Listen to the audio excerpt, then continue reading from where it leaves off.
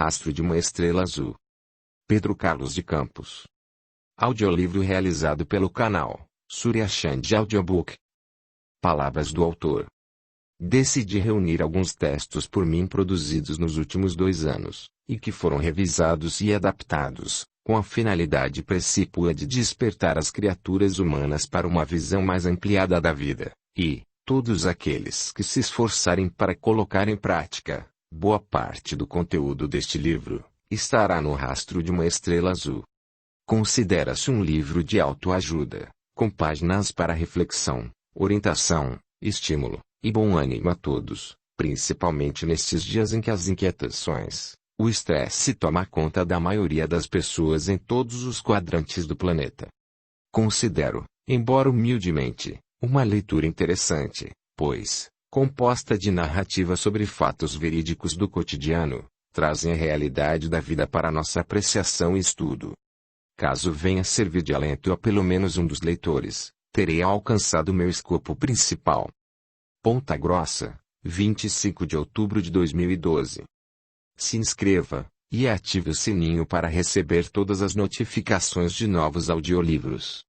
Comente, compartilhe, e deixe o seu like. Para você não custa nada, mas para nós faz muita diferença, pois o seu incentivo é muito importante para o canal, pois nos ajudará a seguir publicando. Obrigado. A gratidão é o caminho da evolução. A alegria dos outros. O Dalai Lama, a quem admiro muito, estava hospedado no hotel para uma temporada de palestras nos Estados Unidos e, certa manhã, depois de sua palestra aberta ao público, ia por um pátio externo no caminho de volta aos seus aposentos seguidos pelo séquito de costume. Ao avistar uma camareira do hotel parada próximo dos elevadores, ele parou para perguntar de onde ela era. Por um momento, ela ficou surpresa com aquele homem de aparência um tanto exótica, de vestes marrom avermelhadas, e demonstrou estar intrigada com a deferência daquele grupo de pessoas. Depois, ela sorriu e, meio tímida, disse que era do México. O Dalai Lama fez uma rápida pausa para falar com ela e seguiu adiante, deixando-a com uma expressão de enlevo e feliz da vida. No dia seguinte, à mesma hora, ela apareceu no mesmo local com outra integrante da equipe de camareiras, e as duas o cumprimentaram calorosamente enquanto ele ia entrando no elevador. Foi um momento rápido, mas as duas pareciam radiantes de felicidade enquanto voltavam ao trabalho. Todos os dias a seguir, reuniam-se a elas mais algumas camareiras no local e horário designado, até que no final da semana já havia ali inúmeras camareiras, nos seus uniformes engomados, formando uma espécie de linha de recepção que se estendia ao longo do trajeto até os elevadores.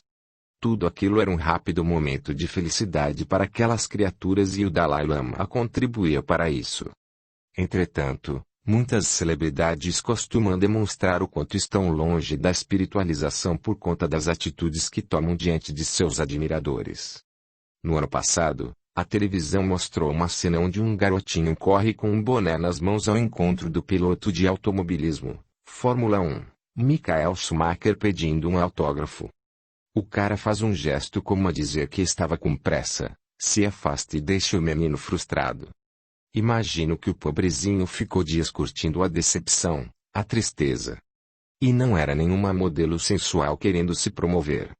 Era pura e simplesmente uma criança, um fã mirim que idolatrava o piloto. Aqui no Brasil já vimos inúmeros casos semelhantes protagonizados por estrelas locais. Às vezes, numa simples atitude pode-se dar alegria ou tristeza para alguém.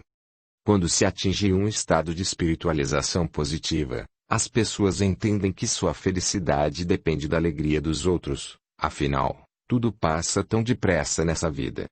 Alguém narrou um interessante fato envolvendo Chico Xavier, o homem chamado Amor, que foi procurado por um sujeito que lhe disse: Chico, não sei o que se passa comigo. Tenho ótima família, filhos lindos, tenho muito dinheiro, posição social, enfim, materialmente estou realizado na vida. Todavia, sinto um imenso vazio na alma, um espaço que nada parece preencher. O que me falta, Chico? Chico faz um gesto como se estivesse concentrado, ouvindo a voz de alguém, e a seguir afirma: o que lhe falta, meu amigo, é a alegria dos outros. E completou: experimente trabalhar em favor do semelhante carente de tudo, fazer a alegria dele e terá preenchido seu vazio interior. O sujeito entendeu o recado e seguiu adiante, pensando no início imediato de conseguir a alegria dos outros. Quem já sentiu o prazer de fazer a alegria dos outros sabe muito bem o que estou falando. Aqueles olhinhos olhando a gente com tanta alegria que nos emociona. Isso nos faz tão felizes. Quem não sentiu isso ainda, experimente tentar. Este audiolivro foi postado sem qualquer intuito financeiro, visando unicamente ajudar as pessoas que têm problemas visuais, levando esclarecimentos para os admiradores da doutrina espírita. A língua é fogo. Conta-se que um senhor mandou seu servo ao açougue e disse-lhe com ar superior: quero que me traga o melhor bocado que encontrares. Para atender à recomendação do amo, o servo trouxe-lhe uma língua bovina. Dias depois o senhor chamou novamente o mesmo servo e deu-lhe a seguinte ordem: traga-me do açougue o bocado mais ordinário que encontrares. O servo, como fizera da vez primeira, trouxe uma língua. E quer dizer isto? Protestou indignado o senhor: para qualquer recomendação, traz-me sempre uma língua. O servo, que era filósofo, aliás, dotado de alto saber, explicou com gravidade mordaz: a língua é quanto há de melhor e, também de pior. Se bondosa, nada há de melhor; se maldizente, mentirosa, nada haverá de pior. Se procedermos a análise retrospectivas sobre as pessoas vida afora, em todos os tempos, notaremos de maneira indiscutível, que foi e sempre será pela língua que se corporifica o bem e o mal.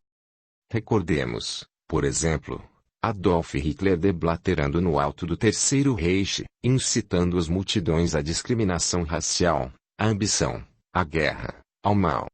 Por outro lado, evoquemos Gandhi, o poeta da não-violência, pregando a paz e libertando seu povo do jugo estrangeiro. De outra parte, rememoremos os grandes mestres da humanidade: Sócrates, Confúcio, Buda, e o maior de todos, Jesus Cristo, sempre usando a palavra para ensinar e conduzir os povos que os ouviam.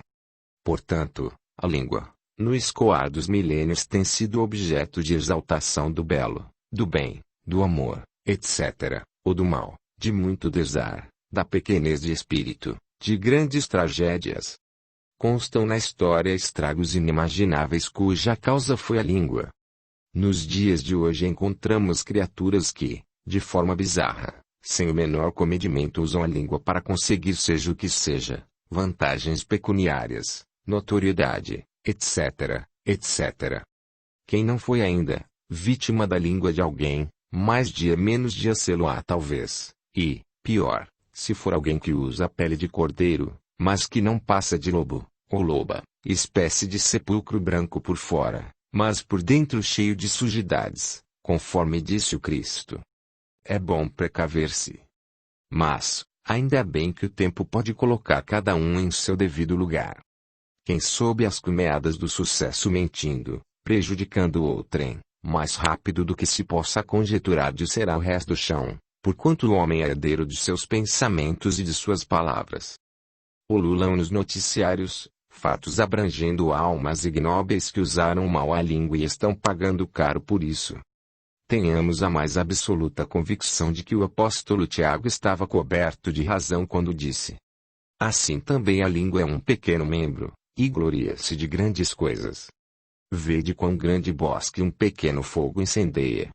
A língua também é um fogo, como o mundo de iniquidade. A língua está posta entre os nossos membros e contamina todo o corpo, e inflama o curso da natureza, e é inflamada pelo inferno. Epístola de Tiago, capítulo 2, versículos 5 e 6. Mas, deploravelmente, inúmeras criaturas que se dizem religiosas, não entendem o que diz o apóstolo e fazem tudo para provar que a língua é fogo.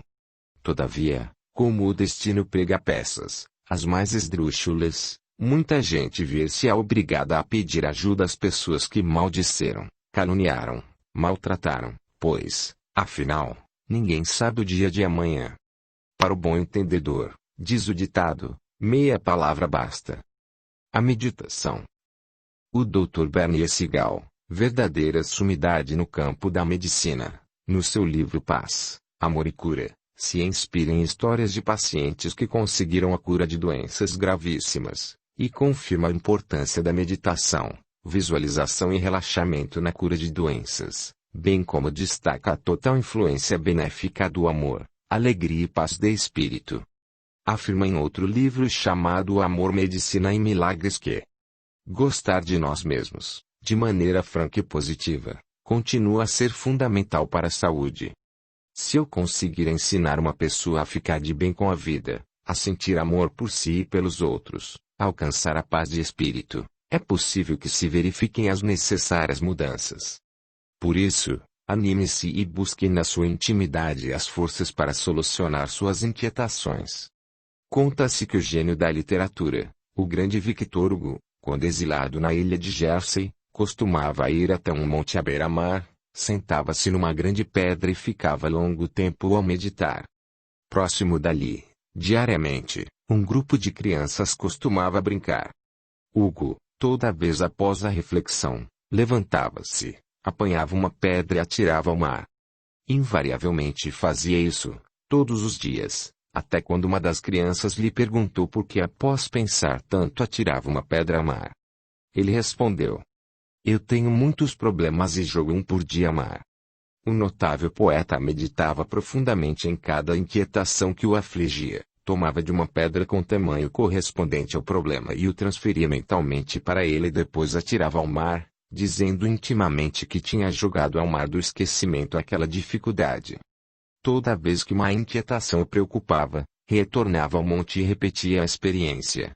Hoje em dia, no Ocidente já estão bastante em voga as práticas da meditação, da visualização, como um excelente recurso de autoajuda, que todos podem fazer na intimidade dos seus lares. Eu faço isso 2, 3 vezes por semana. É um alívio impressionante. Um banho de paz, de saúde, que me permite enfrentar o alto nível de estresse da vida. Você se senta ou deita em lugar tranquilo, fecha os olhos, respira profundamente, várias vezes, até sentir sua mente mais calma e depois visualiza um monte à beira-mar e se transfere para lá.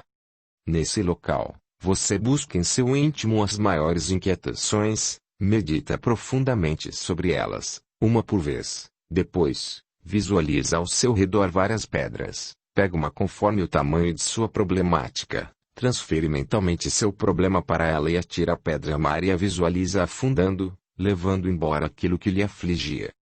Experimente, não custa tentar. É como diz Carl Gustav Jung: quem olha para fora, sonha, e quem olha para dentro, acorda. Isto quer dizer, acorda e realiza o sonho. Para ver todas as partes de um audiolivro, ou todos os que já foram publicados, entre no canal e clique em vídeos, ou playlist. A Moça Feia. Dia desses, numa roda de amigos, a conversa girava sobre as potencialidades das criaturas humanas, que, em circunstâncias várias, cada uma dá o que tem. Quando alguém contou este caso verídico, deveras interessante a respeito do tema. Certa jovem trabalhava numa repartição pública e, embora muito competente na atividade profissional, fisicamente era, segundo ele, feia que dava pena. Os colegas de serviço viviam a chasquear, a cochichar a respeito dela, afirmando que jamais arrumaria namorado, pois mulher feia como aquela não servia nem para bucha de canhão. Assim passavam os dias, o pessoal debochando a boca pequena e a moça trabalhando normalmente, sem se importar com a rejeição que percebia dos colegas, os quais saíam juntos para restaurantes, festas, etc., e não a convidavam. Jamais algum deles prestou atenção mais demorada na colega, tentando encontrar algum atributo interessante que pudesse lhe dar alguma possibilidade, principalmente junto ao público masculino. Mas, eis que certo dia, ela chega à repartição toda contente, feliz mesmo, só sorrisos, e diz a todos que estava namorando. Tinha arranjado um namorado. Ninguém acreditou de pronto, e alguns até pensavam: se for verdade, imagine a cara do sujeito. Pois, os semelhantes se atraem. E conjeturavam entre si como seria o tipo que ela arrumou para namorar. Os dias passavam e a jovem, cada vez mais feliz. Entretanto, seus companheiros de serviço debochavam. Até que um dia, como outro qualquer, sem alteração na rotina da repartição, aproximou-se do balcão um moço bem vestido, roupas da moda, cabelos bem penteados, calmo, olhar tranquilo. Um dos integrantes da equipe ergue-se e vai até ele pensando tratar-se de mais um contribuinte comum e, o jovem, sem delongas, pergunta pela moça, a feia, que no momento estava ausente. O atendente insiste dizendo que poderia servi-lo. O rapaz diz-lhe que era com ela o assunto e queria aguardá-la. Passados alguns minutos, a jovem entrou na sala. Seus olhos se iluminaram. Ela sorriu para o rapaz que se levantou rapidamente e lhe deu rápido beijo nos lábios. A turma estava boquiaberta, se entreolhavam e não podiam acreditar no que viam. Então a jovem falou toda faceira olhando para o pessoal. Este é fulano. Meu namorado. Pegou na mão do rapaz e os dois saíram. As moças da repartição não podiam conter a inveja, diante da cena. Afinal, o jovem namorado da colega feia era um gatão. E agora? No dia seguinte, todo mundo estava curioso para saber qual o terreiro de macumba que ela fora ou qual a cartomante, qual o trabalho que fizera para prender a ela um moço bonito como aquele. Indagaram curiosos, qual o segredo para se pescar um namorado daqueles e ela, sem se perturbar, respondeu. Ora, eu tenho espelho em casa. Sei que meu rosto não é bonito, meu corpo não é escultural, entre mentes, percebi que tem um atributo que poucas moças têm. A voz. Minha voz é de locutora de aeroporto, até muitas vezes me peguei imitando aquelas vozes. Certo dia, no ônibus a caminho de casa, coletivo lotado, empurra, alguém me pisa no pé, olho para o lado e vejo aquele rapaz bonito, que me pede desculpas e eu, buscando lá no fundo, o melhor timbre possível, disse. Não foi nada. O moço fora fisgado. Senti no ato. Ele puxou conversa dizendo que iria descer no próximo ponto e eu, que morava 2 à frente, disse, sem pensar, que também iria descer. Ele sorriu, descemos e começamos a conversar e fomos caminhando até minha casa. Ele indagou se poderia voltar para uma visita, eu concordei, ele voltou, começamos a sair e, já estamos pensando em marcar uma data para ficarmos noivos. Vamos nos casar. Os meses se passaram. A moça feia noivou, casou e pediu demissão do serviço. Tempos depois, algumas colegas a encontraram numa loja curiosas, e indagaram. Então, como vai a vida de casada? Vai a mil maravilhas. Todavia, as ex-colegas olhavam não tanto desconfiadas, talvez pensando. Até quando? Ela percebeu no ar a dúvida delas e disse. Continuo investindo cada vez mais na minha voz. Meu marido acorda, pela manhã e a primeira coisa que faço é dar-lhe bom dia com voz melodiosa, perguntando-lhe se quer algo especial para o café ou se quer isto ou aquilo. Ele se derrete e, assim vamos vivendo, afinal, cada um deve dar o que tem. As colegas foram embora, raladas de inveja, ainda não se conformando, como era possível aquilo. Elas que se julgavam bonitas estavam encalhadas e a moça que era feia estava casada e muito bem casada. Fiquei a meditar no relato e cheguei à conclusão. São legítimos estes aforismos populares que dizem: quem vê cara não vê coração. Que ama o feio bonito lhe parece. As aparências enganam bem mais do que supomos. Qualquer ser humano, por mais desprezível, terá algo de bom. Cada um dá o que tem. A poesia e os poetas. Por ora, a busca do belo ainda não é do interesse de grande parte das criaturas, e isso faz que todos aqueles que se voltem a esta busca, sintam-se um tanto afastados da maioria das pessoas do planeta. Os poetas, comumente, são incompreendidos e, para o vulgo, a poesia é coisa de lunático. É verdade que muitos vates foram infelizes em suas composições, entretanto, se uns abordaram temas sobre a política, outros usaram a sátira mordaz, alguns até enalteceram a soberba, a maioria deles teceu versos com mestria usando como temática o sentimento por excelência. O amor. E é sempre ele. Seja o amor maternal, filial ou passional, o amor à ecologia, enfim, de qualquer modalidade, porém o amor verdadeiro é que, somente quem carrega nos refolhos da alma este sentir, dele pode falar exalçando-o às culminâncias do viver, e neste aspecto, ninguém mais que o poeta, de fato, possui tanta sensibilidade a escoar pelos escaninhos do ser. Por esta razão, dizem, o poeta vive no clima do sonho e está fora da realidade deste mundo. O fato é que ninguém sofre mais que o próprio, pois este inclusive quando ama, fala com ardor, suas fibras íntimas ao serem tocadas produzem abalos formidáveis e, então, ao expressar a sutileza de que é portador vê-se, muita vez, conceituado à conta de visionário, alienado e tantos outros epítetos depreciativos. O povo ainda não depurou o sentimento a ponto de vislumbrar a poesia com a qual o divino artífice teceu a vida e o universo. O singular poeta da Galileia, em tempos idos, ao cantar as belezas das coisas de Deus, também foi classificado de louco, sendo até imolado por ter dito frases de peregrina beleza como: olhai os lírios do campo, que não cegam nem fiam. Amai-vos uns aos outros como eu vos amei. Em síntese, os poetas, de contínuo, ver-se-ão incompreendidos e até marginalizados. Porém, apesar de tudo, vale aprimorar a sensibilidade, descobrir a poesia nas coisas e cantá-la sem temor.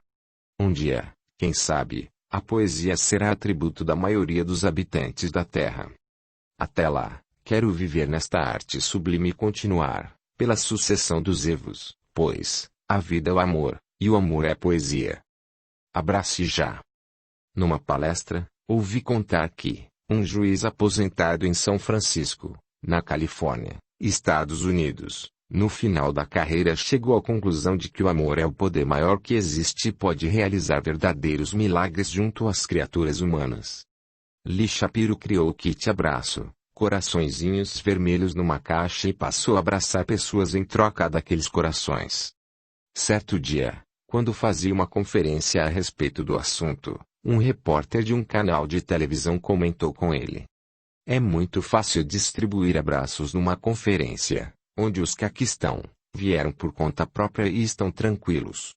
Quero ver lá fora, no mundo real. O juiz pode comprovar isso para nós? Saíram às ruas e logo o juiz se aproximou de uma mulher que passava e disse: olá, eu sou Lee, o juiz do abraço, e estou trocando estes corações por um abraço. A mulher concordou e ele a abraçou.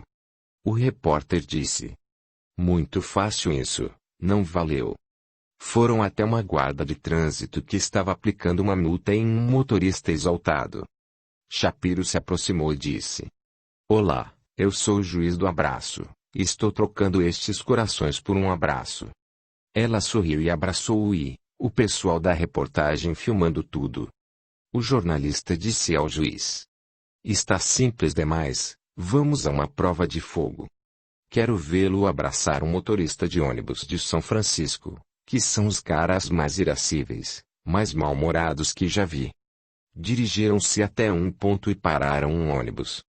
O juiz chegou à porta e disse ao motorista: seu trabalho deve ser dos mais estressantes, eu sou o juiz do abraço, hoje estou oferecendo abraços às pessoas para aliviar a carga delas. Gostaria de um? O homenzarrão com 2 metros de altura e mais de 100 quilos de peso levantou, desceu do ônibus e falou: por que não? Em seguida foram até um lar de deficientes, numa ala onde só havia doentes terminais. Abraços pra cá, abraços pra lá. Por fim, chegaram ao último doente e ele hesitou um pouco em abraçar. Era Leonard, um rapaz deficiente físico e mental, que estava com um enorme babador, babando sem parar. O doente não falava e era de confranger o seu estado. Uma enfermeira estimulou o juiz, dizendo que ele podia abraçar o garoto. A expectativa era geral. Lee Shapiro aproximou-se dele, colocou um coraçãozinho no babador e o abraçou longamente.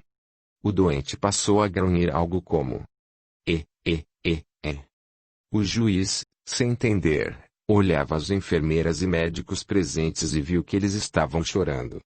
Um dos médicos disse a Lee, que ainda não entendia o que se passava: Ele está sorrindo, o senhor conseguiu. Esta é a primeira vez em 23 anos que vemos Leonard sorrir. Então, os olhos do juiz do abraço ficaram marejados de pranto, e ele se sentiu muito feliz. Nos Atos dos Apóstolos encontramos algo belíssimo reforçando a teoria da importância do abraço, onde um mendigo paralítico, às portas de Jerusalém, aborda o apóstolo Pedro I. Este procura algo nas dobras de sua túnica surrada. Como nada encontra, pega nas mãos do pedinte e lhe diz: Não tenho ouro nem prata, o que eu tenho isto te dou, toma teu leito e anda. Levantou-o, abraçou-o fortemente e, a seguir, o mendigo que era paralítico se foi, caminhando firme, com esteira de dormir às costas. Viveu no Rio de Janeiro, o Dr. Bezerra de Menezes, que ficou célebre como médico dos pobres, o apóstolo da caridade e, dentre os seus inúmeros feitos, há um que impressiona até os insensíveis. Dr. Bezerra é procurado por uma jovem muito pobre, que vem lhe pedir ajuda para seu distúrbio físico. Ele atende e prescreve-lhe os medicamentos, porém, ao pegar a receita ela diz não ter dinheiro algum para comprar os remédios. Aí, condoído, ele enfia as mãos nos bolsos à procura de dinheiro, mas, como também era pródigo em ajudar os pobres, naquele momento estava qual a um deles, sem dinheiro algum. Então abraça a moça pobre e lhe diz que, naquele momento era o que podia dar, e que ela deveria orar à Mãe Santíssima pedindo sua ajuda que obteria a cura. A jovem dali saiu e, quando chegou à casa pobre onde morava estava se sentindo bem melhor. No dia seguinte nada mais sentia. Ama, a guru indiana que o já abraçou mais de 20 milhões de pessoas, esteve no Brasil em agosto de 2010. Seu segredo está em uma só palavra: amor. Mata Aritananda Mai, o ama, como é conhecida, tem um hábito muito especial, o de abraçar. Pode parecer banal, mas não é. O abraço de ama aconchega, pacifica, acalma. Para alguns, ele chega a abençoar, uma vez que ama, mãe, em sânscrito, é vista por milhões de pessoas como uma santa na terra, a encarnação do amor. Reconhecida pelas Nações Unidas por seu trabalho humanitário e por promover a paz no mundo. Chega a ficar até 20 horas seguidas sem se levantar somente distribuindo seus famosos abraços. Enquanto houver uma pessoa esperando, ama continua ali, disponível, a quem quer que seja. Nos 3 dias em que esteve no Rio de Janeiro, estima-se que tenha abraçado mais de 15 mil pessoas. A sensação do abraço de ama é inexplicável. Pode-se sentir o perfume de pétalas de rosas e a sensação de que, sim, o maior amor do mundo existe. E está bem ali. Lembremos sempre: abraçar é saudável. Ajuda o sistema imunológico, mantém você mais saudável, cura a depressão, reduz o estresse, induz o sono, é revigorante, rejuvenesce, não tem efeitos colaterais indesejáveis, e é nada menos do que um remédio milagroso. Abraçar é totalmente natural. E é orgânico, naturalmente doce, não contém aditivos químicos, não contém conservante, não contém ingredientes artificiais e é 100% integral. Abraçar é praticamente perfeito. Requer baixo consumo de energia, produz muita energia, não engorda, não exige seguro, e é a prova de roubo, não tributável, não poluente e, é claro, completamente retornável. Abrace já. Estrela Azul. Como se sabe, somos todos espíritos eternos que viajamos na esteira do tempo para crescer em amor e sabedoria e atingir a perfeição. Uns o fazem mais rapidamente, outros se prendem aos desvãos dos caminhos, e estacionam muito tempo na evolução, enquanto aqueles que seguem o caminho do bem, desde o início, adquirem luz e vão seguindo ao termo final da jornada evolutiva, que é chegar ao Criador Supremo do Universo. É importante lembrar que, diante da eternidade, o tempo como nós contamos aqui na Terra, importância alguma tem. Que são alguns milênios terrestres diante do imponderável do tempo na perenidade da vida. Não é por acaso que o budismo, o hinduísmo, o espiritismo ensinam que já tivemos tantas reencarnações na Terra, ou em outros mundos, e nem fazemos ideia alguma delas, por não lembrarmos, porém, pelo tempo terrestre, podemos ter incontáveis milênios como seres inteligentes. O cantor Raul Seixas, numa canção, quase que acertou quando disse: "Eu nasci há 10.000 anos atrás." Na verdade, ele poderia ter nascido há 10.000 anos atrás na Terra, vindo de outro planeta. Quando Petrus e Diana vieram à Terra, a história deles começa no Antigo Egito, onde tiveram algumas encarnações e depois foram à Grécia.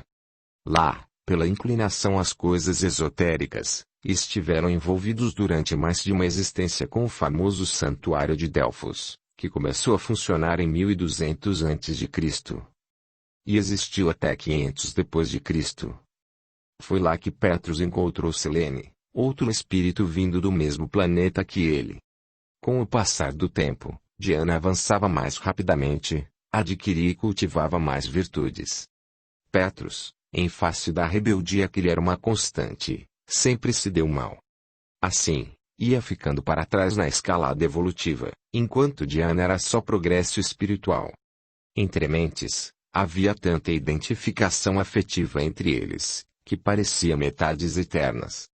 É sabido que ninguém é metade de ninguém. O que ocorre é uma simpatia entre espíritos que se afinizam e normalmente isso ocorre para ver estímulo ao progresso espiritual, porque um serve de êmulo ao outro. Há tanta simpatia entre eles que, ao estarem juntos dão a impressão de um não poder viver sem o outro, o que não é verdade. Na jornada da evolução estarão ora juntos, ora separados, conforme a necessidade. No caso dos dois, era grande o afeto que os unia e Petrus gravitava em torno de Diana numa dependência espiritual quase absoluta. Selene estava sempre próxima a Petrus, que, embora na condição de sacerdote, não se portava de forma condizente. Utilizava seus conhecimentos para propósitos menos dignos, interesses rasteiros, adquirir prestígio e poder, isto em mais de uma encarnação. Enquanto Diana crescia em amor e sabedoria, ele e Selene permaneciam estacionados. De forma inexorável rolam os séculos e Diana já era um espírito que estava em condições de retornar ao sistema solar de onde viera, todavia Petrus deveria permanecer na Terra. Assim aconteceu e se separaram. O espírito Diana, quando voltou, foi autorizado a reencarnar no lindo planeta onde se vive uma aventura totalmente desconhecida na Terra. Todavia, não esqueceu Petrus e, tempos depois da separação, veio a este planeta a visitá-lo. Há 2 milênios, quando o visitou, estava reencarnado em Roma como um rude general romano, deixando exposta sua prepotência, sua rebeldia, que já era visível na condição de sacerdote grego, e então, sem o arrimo espiritual de Diana, se debatia nas vascas de sua inconstância espiritual. Para complicar, uniu-se a outros espíritos e adquiriu pesados débitos diante das leis divinas. As mulheres sempre foram sua maior fraqueza. Era um atormentado sexual. Particularmente, esteve jornadeando com um Selene que nutria amor por ele, e, inclusive, estiveram juntos nos delitos que ambos vieram a perpetrar, em mais de uma encarnação, desde Atenas, Roma e outras partes. Seguem-se os séculos, e, separado de Diana, comete desatinos sem conta, seguido por Selene sempre ligada a ele nos mesmos interesses. Entretanto, chegou um tempo em que, após séculos de muito sofrer, cansado de se homiziar nas sombras, rastejar em valas de miséria, de imensa dor, recebendo, vez ou outra, a benção da visita de Diana, mesmo sem saber disso, Petrus aceitou o convite de Jesus, o Cristo de Deus, para segui-lo, pois já o havia renegado quando em Roma. Depois disso, algumas vezes ainda fraquejou e falhou, mas se manteve sem adquirir débitos de maior consequência. Há 400 anos vem tentando seguir as pegadas de Jesus, mesmo caindo aqui, levantando ali, consegui melhorar-se. Agora um espírito com muita propensão ao bem. Retificou muita coisa, não reincidiu nos erros graves do pretérito. Atualmente, está quase redimido daquele passado delituoso, cada vez mais depura o sentimento. Na atual existência, desde menino, sempre foi melancólico, nostálgico, que buscava algo inatingível. Sofreu muito, tornou-se taciturno em razão de alguma coisa que está arquivada em sua memória ancestral. Apesar de outros espíritos gravitarem ao seu redor, alguns extremamente vinculados a ele, amando-o com devoção, continuou tristonho. Sente impressão vaga, de que alguém muito superior a ele em luz, sabedoria, amor, o acompanha desde muito longe, a quem não mais quer decepcionar e faz todo o possível para seguir o rumo do bem. Certa noite, quando muito moço, pôde ver rapidamente Diana em sonho, todavia, fugiu da sua presença, envergonhado por estar ainda tão atrasado e ela tão luminosa. Na atualidade, cerca de 2 meses atrás se repetiu a visita e, desta vez ele a viu em todo o seu esplendor, mas permaneceu deslumbrado, ouvindo-a na acústica da alma.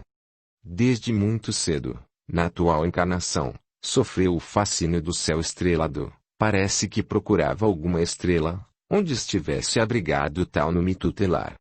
Noite dessas, seu benfeitor e amigo espiritual, que Petrus chama de o irmão das estrelas, vendo sua nostalgia, levou-o em espírito até uma região do espaço, e de lá mostrou onde está Diana, vivendo no sistema planetário da constelação Alfa do Centauro, num mundo luminoso onde viceja o amor em consonância com o evangelho que Jesus veio trazer à Terra, pois a boa nova é universal e, foi-lhe dito que, podem se escoar séculos, mas, ele um dia poderá ir para lá e, ao menos, estar próximo a esse anjo cósmico.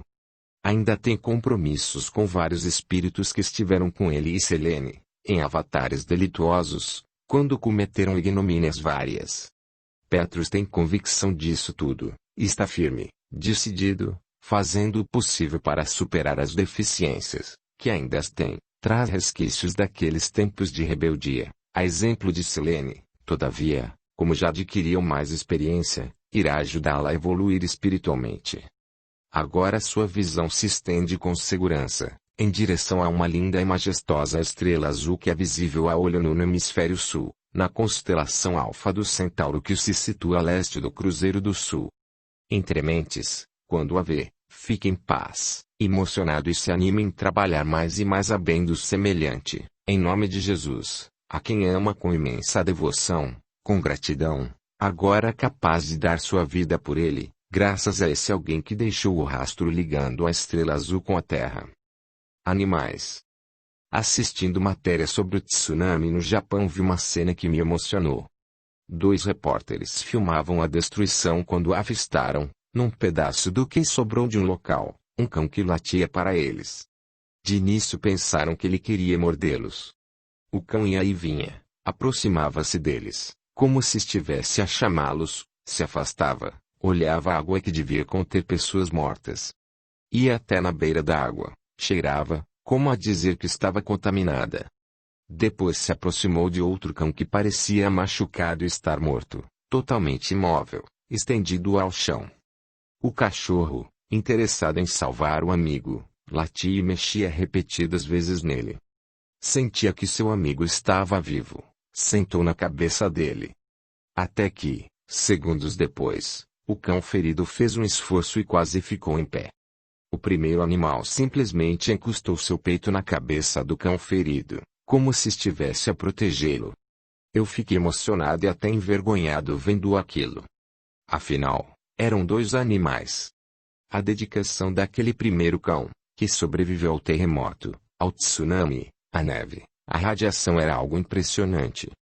Quantos de nós teríamos a mesma dedicação, o mesmo carinho com o nosso igual, naquelas circunstâncias? Seus donos haviam morrido, eles estavam sós e naquele momento era um salve-se quem puder. Porém, aquele heróico animal, que é uma alma em evolução, demonstrou mais humanidade que muita, mas muita gente. Aquilo foi mostrado para o mundo e, lá no Japão, o dono de um pet shop, que tinha montado um grupo para salvar os animais órfãos e abandonados, ao ver a cena, resolveu ir buscar os cães. Demorou chegar ao local, mas localizou-os e tratou do cão doente e adotou os 2. Ficou gravada em minha memória aquela tocante cena de amor, de carinho, de solidariedade demonstrada por um animal, um simples cão, aparentemente um vira-latas qualquer. Meditando a respeito, indaguei de mim próprio, como é que há pessoas tão desumanas que maltratam os animais? E muito provavelmente, Numa situação daquelas abandonariam a quem quer que fosse a tentativa de salvar a própria pele. Lembrei-me do querido Chico Xavier que sempre teve muitos gatos, muitos cães. Como sabia que os animais têm alma, quando ia fazer o culto do Evangelho no lar, reunia em seu quarto seus amigos em volta dele, e falava: "Agora vamos orar, vamos ficar bem quietinhos, em silêncio." Li o Evangelho, comentava e os cães e gatos ficavam como que magnetizados, todos quietos. Houve um cão chamado Lorde que parecia ter dons mediúnicos. Todas as noites antes do Chico chegar para a oração, ele simplesmente se aproximava da cama e apoiava as duas patas sobre ela e ficava guardando a prece. Chico sentia muito quando qualquer um deles morria, entretanto, quando este morreu sentiu ainda mais. É muito conhecida a história do cão Dom Negrito, que não era do Chico, mas o acompanhava no Centro Espírita Luiz Gonzaga em Pedro Leopoldo. Esse cão apareceu uma noite, entrou na sala do centro, deitou-se e ficou ouvindo Chico ler e comentar o Evangelho. Após a primeira vez, parece que se sentiu bem e repetiu outras noites. Enquanto duravam os trabalhos, ele permanecia quieto no seu canto. Depois se dirigia calmamente para sua casa, mais ou menos nas imediações do Luiz Gonzaga. 3 vezes por semana, lá estava o cão, deitado no canto, quieto até os trabalhos terminarem. Um dia, sua dona descobriu aonde ele ia nas noites em que sumia das 8 até altas horas, e comentou com o Chico: Chico, agora sei aonde Dom Negrito vai quando some à noite. Imagine, ele que é um cão, vai ouvir as preces, o Evangelho e eu não tenho disposição para ir, que coisa." O Chico lhe disse: "Não se preocupe, minha irmã, ele leva um pouco de paz para você e um dia trará." Era algo emocionante ver como ele conversava com seus queridos amigos. Há tantas passagens envolvendo Chico e os animais, que faltaria espaço para narrar mais algumas, todavia, que fique o exemplo. Se alguém não gosta de animais, que pelo menos não os maltratem, pois são almas em evolução e muitos denotam sentimentos melhores que muitos humanos. Autoconfiança.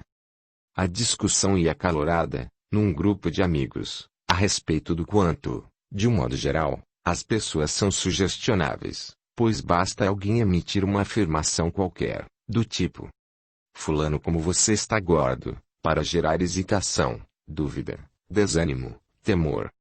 Raramente encontramos alguma pessoa que não esteja reclamando de alguma coisa, seja o que seja, do clima, do governo, da crise, do time de futebol, etc., etc., e que não mude a cada opinião ou crítica que receba, tornando-se, muitas vezes, joguete do que os outros dizem. A ocasião alguém narrou o seguinte: um homem vivia na beira da estrada e vendia laranjas.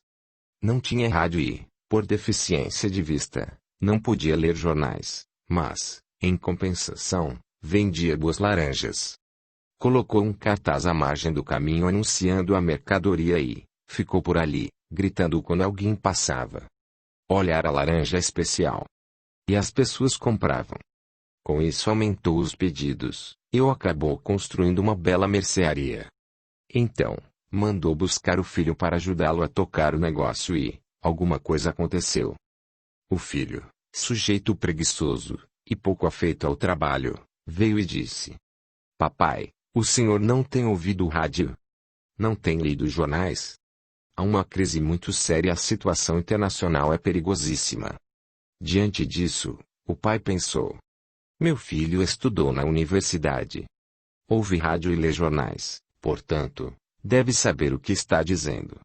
E então reduziu os pedidos, tirou o cartaz anunciando as laranjas, e não ficou por ali apregoando sua mercadoria. As vendas caíram do dia para a noite, e ele disse ao filho, convencido: "Você tinha razão, meu filho, a crise é muito séria." Fiquei a meditar que as situações das vidas humanas se assemelham à imagem de um lindo tapete. Olhar do lado direito é um trabalho de arte intrincadamente tecido, reunindo fios de diferentes tamanhos e cores para formar um desenho inspirado. Mas, virando-se o tapete pelo avesso, vê-se uma confusão de fios, uns curtos, outros compridos, alguns inteiros, outros cortados e amarrados saindo em várias direções. Da mesma forma, as pessoas são diferentes nas suas reações, embora algumas até se assemelhem. Umas sentam à margem da estrada desanimadas por este ou aquele comentário, outras são estimuladas pelas críticas e partem à ação e criam obras imorredoras. No início do século XX, a esposa do Sr. Hugo Bentes, irritada com o pó de café assentado no fundo da xícara, apesar do ceticismo do marido, recortou um papel e criou o primeiro filtro de papel. A senhora Melita Bentes, por desafiar o estabelecido e não se deixar sugestionar pelas insinuações negativas do esposo, iniciava então um império hoje conhecido como Melita Filtros de Papel, que fatura em todo o mundo mais de 5 bilhão de dólares ao ano. Imaginem se Thomas Edison desse ouvidos aos que o acusavam de perder tempo tentando inventar a lâmpada elétrica. Quantas centenas de exemplos a história registra. Mahatma Gandhi, o libertador da Índia do jugo inglês, afirmava: o homem não tem de obedecer a ninguém senão ao seu próprio eu. E concluía: aquele que não é capaz de governar a si mesmo, não será capaz de governar os outros. Einstein, Freud, Sócrates, Buda, Gandhi, Da Vinci, Darwin, Edison, Jung e vários outros mudaram o modo de pensar de boa parte da humanidade. Conhecê-los e pensar com eles é algo imprescindível para nossa segurança no pensar e agir sem temor. A certeza, que nos dá fé, é um sexto sentido que transcende o intelecto sem contradizê-lo. Como agradar a todos? Certo amigo, companheiro de ideal, estava meio chateado e se sentia muito criticado negativamente por outras pessoas e estava a dar ouvidos ao que falavam e, por causa disso tudo, pensava em se insular e, quem sabe, até abandonar suas atividades no campo assistencial. Depois de desfiar um rosário de queixas externando sua decepção, seu descontentamento, disse-lhe o conhecido bordão que assevera: nem o Cristo conseguiu agradar a todo mundo. Ele ouviu e continuou desenchabido. Então, contei-lhe uma historieta que tinha lido algures, mais ou menos assim. Caminhavam por uma estrada esburacada, na zona rural, um velho, um jovem e um menino. O jovem puxava um jegue por uma corda. A certa altura do caminho, encontraram um grupo de pessoas que disseram: olha só, que absurdo, um belo jegue desses andando tranquilo, enquanto uma criança vai a pé, ferindo-se nas pedras da estrada. Eles pararam, ergueram o menino e puseram-no em cima do jegue. Andaram mais um trecho e encontraram um novo grupo de passantes que comentou: olha só, o cúmulo do absurdo, um garotão, sadio, sorridente, segue em cima do jegue enquanto este ancião, cansado, talvez doente, segue a pé correndo risco nas surpresas do caminho. Desceram o menino e o velho subiu no lombo do jegue. Andaram mais um trecho e avistaram algumas pessoas que vinham em sentido contrário e observaram: onde estamos? Um velho viaja sozinho no jegue, enquanto esse pobre menino segue andando nesta estrada pedregosa. Puseram o garoto na garupa e o jegue seguiu conduzindo o velho e a criança. Logo depois, cruzaram com outras pessoas que cochicharam entre si. Onde já se viu semelhante disparate? Um pobre jegue segue arcado ao peso desses dois folgados, que bem podiam seguir a pé. Eles param, o velho e o menino descem e seguem andando ao lado do jegue. Não muito longe, encontram uma pessoa que fala em altos brados. Não dá para entender essa coisa de um jegue forte e saudável não carregar nem o velho nem a criança. Então, eles param, o rapaz olha para o velho e diz: meu pai, acho que agora é minha vez de carregar o jegue. Meu amigo esboçou um sorriso e aproveitei a deixa, concluindo: pois assim é. Se nem ele que detém poderes divinos não consegue, até hoje, agradar a todos, quem somos nós para imaginar o contrário? Cumpra a sua tarefa preocupado em agradar a Deus somente e esqueça o resto.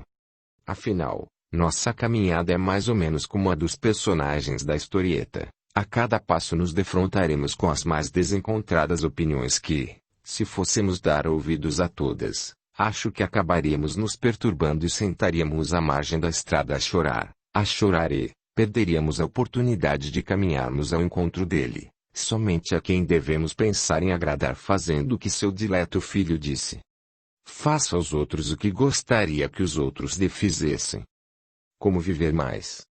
Num brilhante trabalho coordenado por James House, no Centro de Pesquisas da Universidade do Michigan, Estados Unidos, os pesquisadores concluíram que a dedicação regular ao trabalho voluntário, em interação com os outros com calor humano e compaixão, aumentava tremendamente a expectativa de vida e provavelmente também a vitalidade geral. Estudos revelaram que estender a mão para ajudar os outros pode induzir um sentimento de felicidade, uma tranquilidade mental maior e menos depressão. Num estudo de 30 anos com um grupo de diplomados de Harvard, o pesquisador George Vaillant concluiu que adotar um estilo de vida altruísta é um componente crítico para a boa saúde mental. Outra pesquisa, realizada por Alan Lucas entre alguns milhares de pessoas que estavam envolvidas regularmente em atividades voluntárias de auxílio a terceiros, revelou que mais de 90% desses voluntários relatavam um tipo de euforia associada à atividade, caracterizado por uma sensação de calor humano e mais energia. Elas também tinham uma nítida sensação de felicidade e de maior autovalorização em seguida à atividade. Não era só que esses comportamentos de dedicação proporcionassem uma interação benéfica em termos emocionais, concluiu-se também que essa serenidade dos que ajudam estava associada ao alívio de uma variedade de transtornos físicos relacionados ao estresse. Uma história impressionante a de um empreiteiro, hoje com 80 anos de idade e residente nos Estados Unidos. Durante anos fez sucesso sem muito esforço, aproveitando o crescimento aparentemente ilimitado do setor da construção civil no estado do Arizona, para tornar-se multimilionário. No final da década de 1980, ocorreu a maior derrocada do mercado imobiliário na história do Arizona. Ele perdeu tudo, acabou tendo que declarar falência. Seus problemas financeiros geraram uma pressão sobre o seu casamento, que acabou em divórcio depois de 25 anos de união. Principiou a beber e muito. Felizmente, conseguiu com o tempo abandonar a bebida com a ajuda do ZA. Como parte do seu programa no ZA, ele passou a ser padrinho e a ajudar outros alcoólatras a permanecer sóbrios. Ele descobriu que gostava do papel de padrinho, de estender a mão para ajudar os outros, e começou a se oferecer como voluntário também em outras organizações. Pôs em funcionamento seus conhecimentos empresariais para auxiliar os menos privilegiados em termos econômicos. Os anos se passaram e agora tem uma pequena empresa de reformas e gera uma pequena renda e diz que já se deu conta de que nunca mais vai ser tão rico quanto foi. E ele diz que não quer saber de voltar a ter todo aquele dinheiro. Diz que prefere passar seu tempo em trabalhos voluntários para diversos grupos, trabalhando diretamente com as pessoas, prestando-lhes o melhor tipo de ajuda possível. Afirma que, atualmente, tem mais prazer num único dia do que tinha num mês inteiro, quando ganhava fortunas. Considera estar mais feliz do que em qualquer outra época da sua vida, graças ao trabalho em prol do semelhante. Na questão do sentimento de euforia, posso afirmar que é isso mesmo, pois a experimento toda semana. Ao concluir as tarefas, a gente sai alegre, rindo, pisando nas nuvens, uma sensação maravilhosa que só quem a sente pode aquilatar o quanto é ótima. Então, quer viver bem mais do que sua expectativa de vida? A receita é essa. Dedique-se a fazer o bem, ajudar os outros e obterá da providência divina o aval para tanto. Do contrário, do abismo às estrelas. A você que se sente infeliz, doente, sem perspectivas na vida, que está com problemas financeiros, familiares, que disse se sentir só no mundo e que é muito infeliz no amor, vou contar a história verídica, ocorrida na cidade de São Francisco, na Califórnia, Estados Unidos. Certo homem celebrizou-se pela sua habilidade em marketing dentro de grande empresa. Durante uma homenagem aos mais ilustres executivos da firma, num grande banquete, uma jornalista perguntou-lhe de que forma ele tinha atingido o topo do conglomerado, que tipo de cursos fez e que universidade frequentou. Ele sorriu, e disse: nenhuma universidade, nenhum curso. Há 10 anos eu era um mendigo qualquer que vivia a esmolar sob um viaduto nesta cidade. Fiz um cartaz onde escrevi: eu sou um mendigo muito infeliz, não tenho casa, não tenho família, Nada me resta senão pedir sua ajuda. As pessoas passavam pelo local e algumas atiravam moedas sem muita vontade. Assim eu vivia cada vez mais infeliz e triste, sempre passando fome e necessidades várias. Até que um dia, o vento me trouxe uma página de jornal e eu pude ler o seguinte: aprenda a neurolinguística e trabalhe com seu marketing pessoal. Você pode mudar de vida. Aprenda a acreditar em você, em suas potencialidades íntimas. Sair da acomodação interior. Aprenda a criar novas imagens mentais. Só é medíocre quem quer. Li repetidas vezes aquele anúncio e depois de muito pensar, decidi que iria mudar. Escrevi numa cartolina: sou um mendigo feliz. Eu tenho a maior casa que existe. O universo. Nas laterais, lá embaixo eu posso ver a cidade de todos os ângulos. Possuo o firmamento como teto durante o dia. À noite, o céu pontilhado de estrelas é a mais bela visão que ninguém jamais teve e posso admirar gratuitamente. Eu sou muito feliz vivendo sob as estrelas. Assim, quando as pessoas viam aquele cartaz, sorriam e me atiravam moedas bem mais valiosas que antes. Depois de algum tempo, a minha situação financeira era bem melhor, e, certo dia, um homem parou o carro, veio até mim e disse: sempre passo por aqui e leio seu cartaz. Você não quer trabalhar para mim? O que vou ganhar? Perguntei ao sujeito. Ele me respondeu: se for bem-sucedido na minha empresa, nomeá-lo-ei vice-presidente. Se não for, você volta aqui para o viaduto. Como eu não tinha nada a perder, disse que concordaria e seguimos juntos. Trabalhei com afinco, assumi o cargo prometido e por isso hoje estou assim. Audiolivro realizado pelo canal Surya Chand Audiobook. A repórter arregalou os olhos, fez uma cara de descrédito e disse: o senhor acha que eu vou acreditar nesta história mirabolante? Viaduto, cartazes, universo, estrelas. Ele olhou-a nos olhos e disse: você acredite ou não, em nada mudará a minha realidade, pois eu continuo acreditando cada vez mais em mim. Podemos afirmar que há pessoas que gostam de ser infelizes. Com isso, incomodam os parentes, os amigos. São tão acostumadas ao sofrer que, se não estiverem atormentadas, dão logo um jeito de arrumar um problema para se lamuriar. É um prazer mórbido que sentem quando encontram uma pessoa conhecida e desfiam um rosário de lamúrias e mais lamúrias. Há aquelas que se sentem doentes e até se especializam em suas doenças.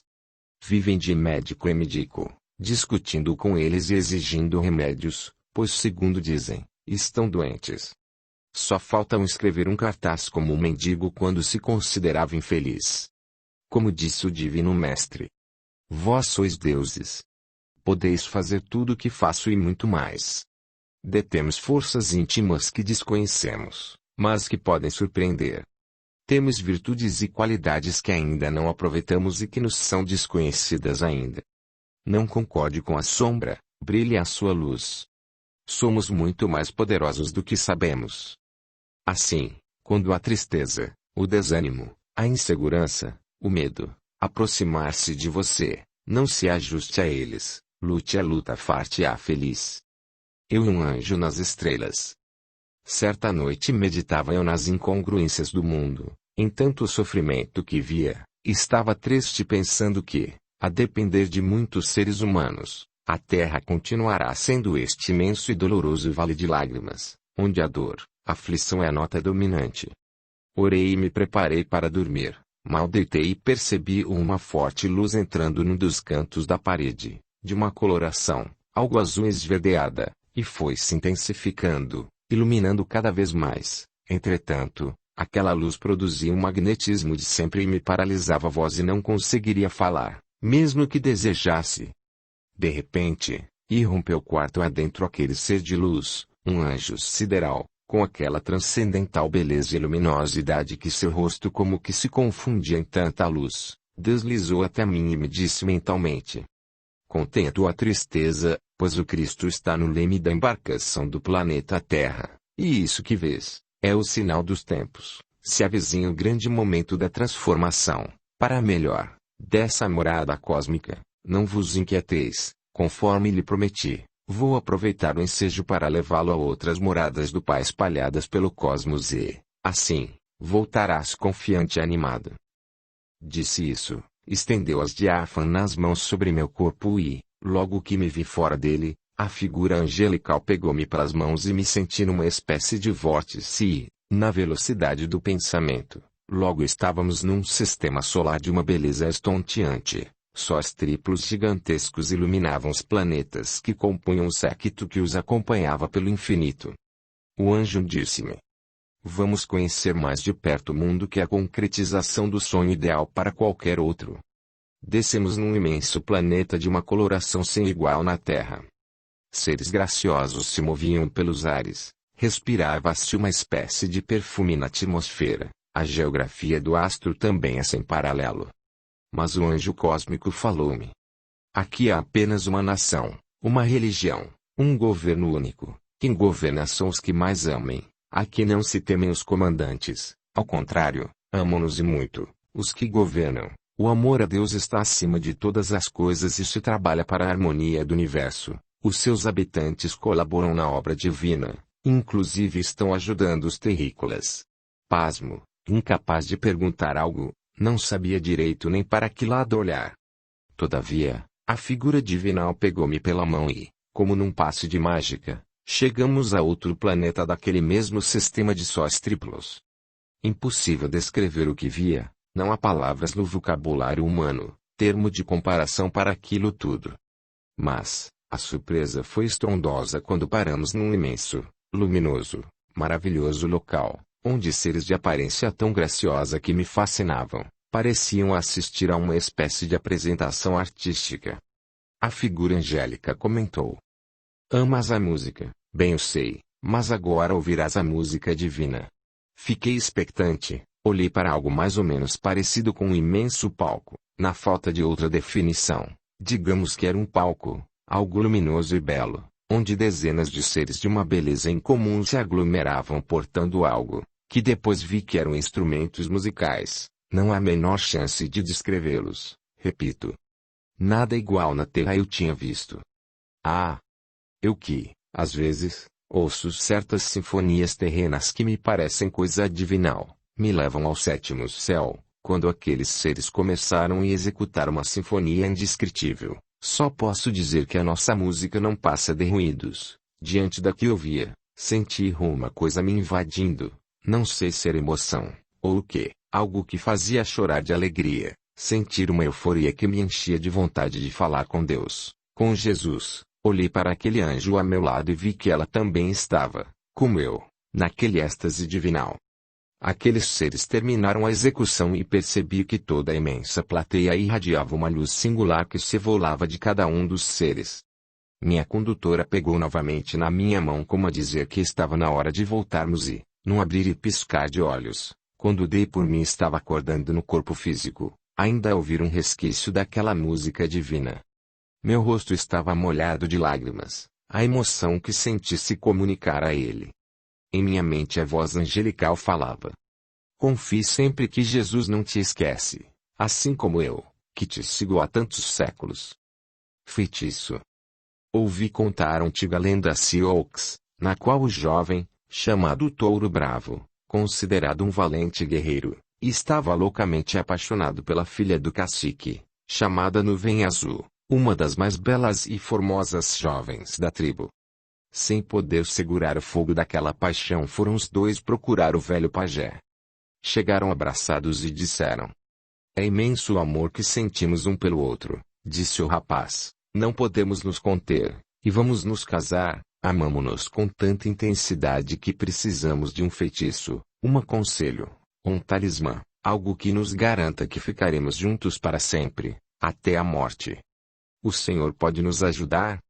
O velho feiticeiro, deveras emocionado, ante aquela paixão, olhando os dois jovens, que estavam sequiosos por sua palavra, disse-lhes: há algo a ser feito, entretanto é uma tarefa árdua e arriscada.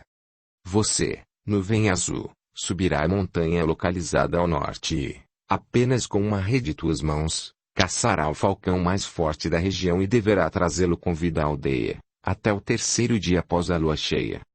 Fez uma pausa e dirigiu-se ao jovem guerreiro. Touro bravo, você escalará a montanha a oeste, e, somente com uma rede em tuas mãos, deverá prender a mais agressiva e poderosa de todas as águias, trazendo-a também com vida até aqui.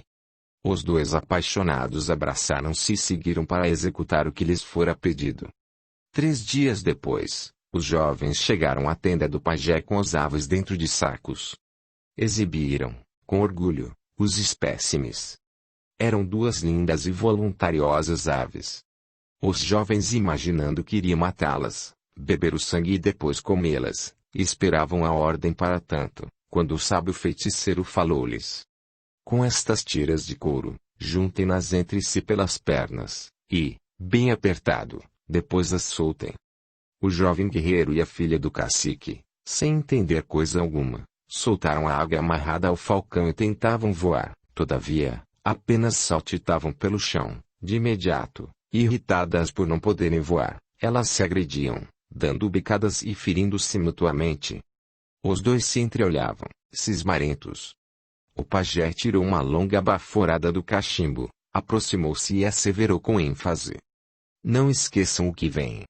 Os apaixonados são como a águia e o falcão, caso estejam amarrados um ao outro, mesmo que por amor, poderão se estressar, se irritar e, mais cedo ou mais tarde, passarão a se agredir, a machucar um ao outro.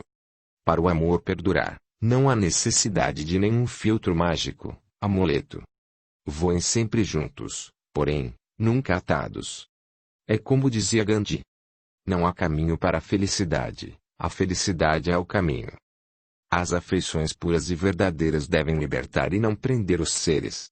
Libertar de inquietações, de complexo de inferioridade, da insegurança, do medo, do ciúme.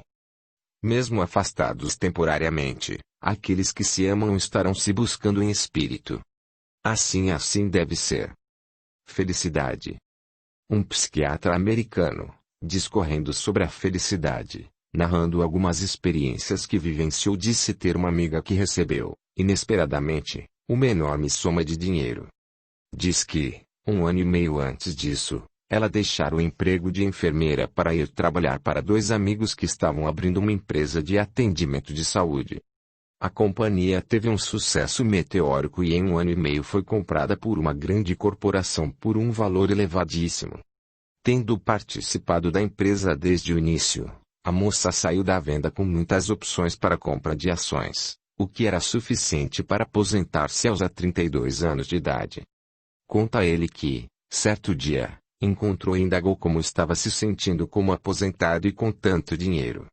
Ela respondeu que era ótimo poder viajar e fazer o que sempre quis, mas achava estranho que, depois que se recuperou da emoção de ter todo aquele dinheiro, as coisas mais ou menos voltaram ao normal. Disse que tudo estava diferente, tinha casa nova e tudo mais, mas que não se sentia muito mais feliz do que era antes. Relata o psiquiatra que, na mesma época que sua amiga estava recebendo aquele dinheiro, outro amigo seu da mesma idade descobriu que era soropositivo. Passado algum tempo, os dois conversaram sobre como ele estava lidando com seu estado e o sujeito lhe disse que, claro, ficara arrasado com a notícia e demorou quase 1 ano só para aceitar o fato de que estava com o vírus da AIDS. Todavia as coisas haviam mudado e parecia que aproveitava cada dia mais do que jamais aproveitou antes. E completava dizendo que, se fosse analisado momento a momento, estava mais feliz agora do que nunca foi. Dizia apreciar mais o dia a dia e sentir gratidão por não ter até agora apresentado nenhum sintoma grave da AIDS e por poder aproveitar de fato o que tinha. Afirmava que, embora não preferisse ser soropositivo, admitia que, sob certos aspectos a doença transformou sua vida, para melhor, dizendo que sempre tivera a tendência de ser um materialista e que, só ao longo do último ano, à procura da aceitação da sua mortalidade descortinou todo um mundo novo. Começara a explorar a espiritualidade pela vez primeira na vida, lendo inúmeros livros e conversando com as pessoas, descobrindo tantas coisas nas quais nunca havia pensado antes e ficava até empolgado de acordar pela manhã, de pensar no que o dia poderia trazer para ele. Após estas 2 histórias, O melhor é cada um dos leitores tirar suas conclusões, mas lembre de que se deve desfrutar cada momento na vida porque você pode estar sendo feliz e não sabe. Inimigos. Dia desses, conversando com uma pessoa que estava passando por dificuldades emocionais, pude captar no seu relato que sua dor era causada pelo ódio entranhado que demonstrava possuir. Indagando o porquê daquilo tudo, ela me disse que destilava ódio contra alguém que, segundo ela, lhe causara um grande dissabor. E que movimentava todos os meios no afã de conseguir se desforçar. Eu lhe disse que todo aquele rancor, aquele sentimento animoso iria destruir sua saúde, a ponto de desenvolver até um câncer fulminante, acabar com sua vida e incomodar os que a rodeavam. Comecei a lhe falar do quanto o ódio é puro veneno que corrói quem o mantém. Falei-lhe do Dalai Lama, que é um dos maiores defensores atuais da teoria da não violência, da não reação, mas da ação, e tem ensinado o mundo afora a transformarmos nossa atitude com relação aos inimigos. E disse-lhe que ele diz ser compreensível não se desejar nada de bom para os nossos inimigos.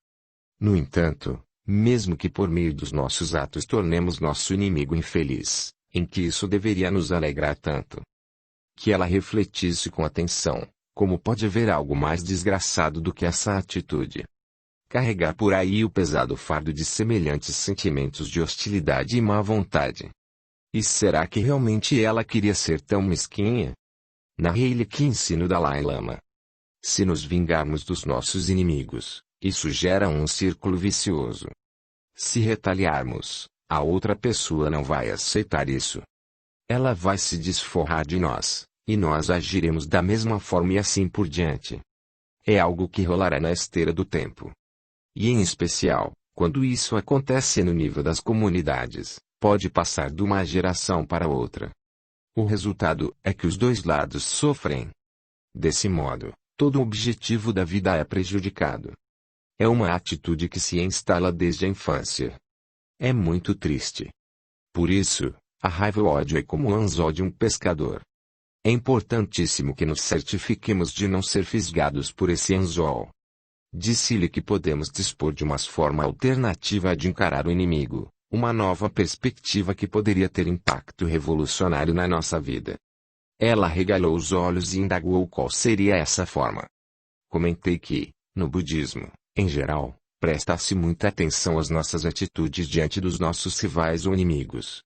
Isso porque o ódio pode ser o maior obstáculo ao desenvolvimento da compaixão e da felicidade. Se pudermos aprender a desenvolver a paciência e a tolerância para com nossos inimigos, tudo mais passa a ser muito mais fácil. Nossa compaixão por todos os outros seres começa a fluir naturalmente. Depois de tudo o que ouviu, ela ainda disse que para quem estava de fora era fácil falar e concluiu dizendo que desejava ver quando o problema fosse nosso.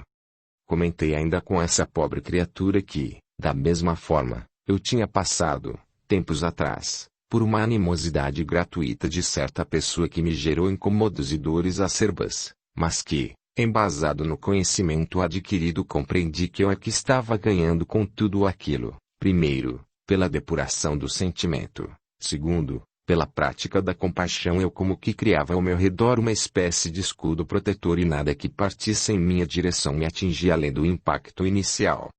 A pessoa surpresa me indagou como é que era esse negócio de depurar o sentimento. Eu afirmei que, normalmente quando nada nos incomoda tudo está a mil maravilhas, costumamos manter uma atitude mais descontraída com relação à vida. Não nos incomoda o sofrimento alheio. Se algo não vai bem com o país, com a cidade, damos de ombros, afinal, não nos falta nada. Até com relação à própria natureza que nos rodeia, e essa é a atitude dos destruidores do meio ambiente que, somente no dia que não tiverem água para beber, ar para respirar, etc., irão pensar, com sentimento elevado, em cuidar do planeta em que vivem. Aquela sofrida criatura, após ouvir tudo isso, fez uma cara reticente e disse que iria pensar. Levantou-se e saiu. Eu fiquei a matutar nos paradoxos da alma humana e pelo que já aprendi, concluí que, para quem pratica a espiritualidade, nossos inimigos desempenham um papel crucial. A meu ver, a compaixão é a essência da vida espiritual. Como disse o Divino Mestre, Ouça quem tem ouvidos de ouvir e veja quem tem olhos de ver. Irmã Dulce. A veneranda Irmã Dulce, outro espírito luminoso que passou pela terra, em Salvador, Bahia, era grande amiga de Divaldo Franco, criador e mantenedor da Mansão do Caminho, que atende mais de 3.000 crianças por dia naquela cidade.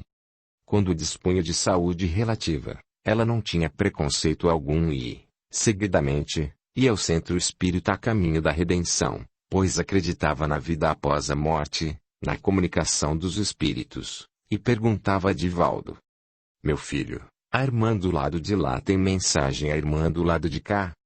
Irmã do lado de lá, simplesmente é Sor Joana Angélica de Jesus, abadesa que, em Salvador, deu a vida no ano de 1822, para salvar as monjas do convento que estava sendo invadido, e que é a mentora espiritual de Divaldo Franco, e usa o pseudônimo de Joana de Ângeles.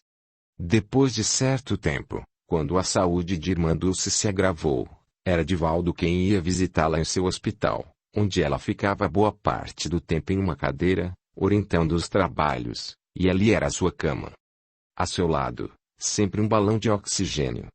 Divaldo, uma vez indagou: a irmã não gostaria que fizéssemos uma campanha para comprarmos uma cama hospitalar para a senhora? Ela respondeu: não, meu filho, graças a essa cadeira eu já consegui mais de 20 camas para meus doentes. As pessoas doavam-lhe camas achando que ela iria ter mais conforto, mas aquele nome tutelar dos doentes e sofredores abria mão das camas e assim seu hospital tinha mais leitos. Certo dia, ela que era muito bem-humorada, apesar da sua saúde, disse a Divaldo, em tom de brincadeira: quero ver como é que o Senhor Jesus vai se arranjar depois. Chico Xavier está muito doente, eu também, a Madre Teresa de Calcutá, idem. Logo vamos todos embora. 3 luminosas almas passaram por este mundo e me emocionavam até as lágrimas, quando as via. Chico Xavier, Irmã Dulce e Madre Teresa de Calcutá. Minha permanente fonte de inspiração. Exemplos inesquecíveis. Irritação. Certa feita, em um restaurante, 2 amigos aguardavam atendimento e o serviço do bufete estava muito lento. Desde o momento em que sentaram, um deles começou a se queixar. Veja só. Aquele garçom parece uma lesma. Onde é que ele pensa que está? Acho que está nos ignorando de propósito.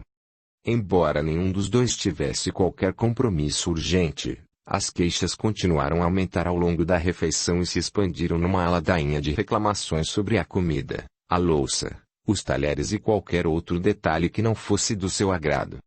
Ao final da refeição, o garçom ofereceu 2 sobremesas de cortesia, com uma explicação. Peço desculpas pela demora do serviço hoje, disse, em tom sincero, mas estamos com falta de pessoal. Houve um falecimento na família de um dos cozinheiros, e ele não veio hoje. Além disso, um dos auxiliares avisou que estava doente na última hora. Espero que a demora não tenha causado nenhum inconveniente. Mesmo assim, nunca mais vou voltar aqui, resmungou entre dentes o sujeito, com irritação, enquanto o garçom se afastava. Esse é um pequeno exemplo de como contribuímos para nosso próprio sofrimento quando levamos para o lado pessoal cada situação irritante, como se ela tivesse sido intencionalmente dirigida a nós. Nesse caso, o resultado foi apenas uma refeição desagradável, uma hora de aborrecimento. Porém, quando esse tipo de raciocínio passa a ser um modelo geral de relacionamento com o mundo e se estende a cada comentário feito por nossa família ou amigos, ou mesmo acontecimentos na sociedade como um todo, ele pode se tornar uma fonte importante da nossa infelicidade. Costumamos aumentar nossa dor e sofrimento sendo excessivamente sensíveis, reagindo com exagero a fatos insignificantes e às vezes levando as coisas para um lado muito pessoal. Nossa tendência é a de levar coisas ínfimas muito a sério e ampliá-las de modo totalmente desproporcional, ao mesmo tempo em que permanecemos indiferentes ao que é realmente importante, coisas que têm efeitos profundos na nossa vida além de consequências e implicações duradouras. Por isso, o fato de sofrermos ou não, depende em grande parte de como reagimos a uma determinada situação. Por exemplo, Digamos que tenhamos descoberto que alguém está falando mal de nós pelas nossas costas. Se reagirmos a essa informação, a esse fato negativo, com uma sensação de mágoa ou raiva, somos nós mesmos que estamos destruindo nossa paz de espírito, nossa dor e nossa própria criação pessoal. Por outro lado, se nos contivermos para não reagir de modo negativo, se deixarmos que a calúnia se dissipe como um vento silencioso que passa por trás da nossa cabeça, estaremos nos protegendo daquela sensação de mágoa, daquela sensação de agonia. Logo, embora nem sempre sejamos capazes de evitar situações difíceis, podemos modificar a intensidade do nosso sofrimento pela escolha de como reagiremos à situação. Repetimos. Costumamos aumentar nossa dor e sofrimento sendo excessivamente sensíveis, reagindo com exagero a fatos insignificantes e, às vezes, levando as coisas para um lado muito pessoal. Há uma anedota, mas que pode ser a expressão da verdade e ilustra bem que os impulsos baseados na irritação do momento podem trazer muito desencanto. Eu já passei por isso. Um padre seguia a paróquia num ônibus coletivo quando subiu um sujeito que aparentava estar embriagado e com um jornal debaixo do braço. O homem transandava um cheiro etílico intenso e sentou-se num banco bem à frente do padre. Abriu o jornal e começou a ler. E o padre já foi ficando incomodado com aquele cheiro de pingue com aquele sujeito na sua frente. Lá pelas tantas, o bêbado levantou a cabeça e perguntou: "O que é artrite, seu padre?" O padre, já irritado, fechou a cara e respondeu: "Artrite é a pinga, a bebedeira, a mulherada, a boemia, a zona, as bacanais." O sujeito fez uma cara de desagrado e continuou a ler o jornal. Passados alguns instantes, o padre começou a ter problemas de consciência e pensou: "Puxa, acho que fui muito rude com este pobre homem, afinal, sou um padre, não fica bem tratá-lo assim." E voltou a indagar: "Mas, vem cá, me diga. É você ou alguém da sua família, algum conhecido que tem artrite?" O bêbado respondeu: "Não, seu padre, o jornal diz aqui que quem tem artrite é o Papa." Sem comentários. Macacos. Dia desses, presenciando a crueldade de certo indivíduo para com um animal, fiquei indignado, passei a reflexionar e me perguntei: quem é o animal?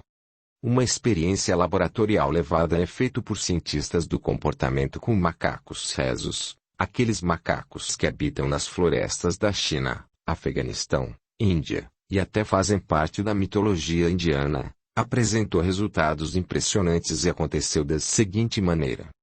Colocavam um apetitoso prato de comida diante da jaula de um macaco rhesus. Só que para receber a comida ele deveria puxar uma corrente que ocasionava forte descarga elétrica no macaco de outra jaula, cujo sofrimento podia observar através de um vidro espelhado. Se não o fizesse, passava fome. Depois de perceberem como tudo funcionava, os macacos recusavam-se, repetidas vezes, a puxar a corrente. As pesquisas apontaram números de 13% que me fizeram, apenas uma vez, e 87% que preferiram passar fome. Um deles passou 2 semanas sem comer, preferindo isso a fazer mal ao companheiro. Os que tinham, eles mesmos, levado choques em experiências anteriores ainda se mostraram mais renitentes em puxar a corrente. O sexo dos macacos nenhum significado tiveram na negativa em fazerem mal a outros. Entre mentes, a experiência nos faz perceber em seres não humanos uma dedicação angélica para fazer sacrifícios com vista a salvar outros, mesmo que esses outros não lhes sejam parentes próximos. De acordo com os padrões humanos convencionais, aqueles macacos rhesus que nunca foram à catequese, nunca ouviram falar dos 10 mandamentos, nunca assistiram a uma única aula de moral cívica ou algo assim, e parecem virtuosos nos seus fundamentos morais e corajosos à resistência contra o mal. Entre os macacos rhesus, ao menos no assunto em foco, o heroísmo é a norma. E se fosse o contrário, os humanos no lugar dos macacos? Será que os índios seriam os mesmos, ou melhores os resultados? A julgar pela atitude de uma grande maioria de pessoas, cujo comportamento revela que nenhuma importância dão aos animais, conforme mostram os estádios de rodeios, as arenas de touros, gente que despreza, que explora desbragadamente nossos irmãos inferiores sem o menor resquício de humanidade. A indagação sobre quem são os animais, por ora, fica sem resposta, e não preciso me estender na análise. Medo da morte. Diz o apóstolo Paulo. O último inimigo a ser vencido é a morte. Falar no assunto morte, para algumas pessoas, é um terror. Tema proibido em qualquer tempo. O curioso é que poucos raciocinam com Sócrates, o maior sábio da antiguidade. Desde que nasci estou condenado à morte.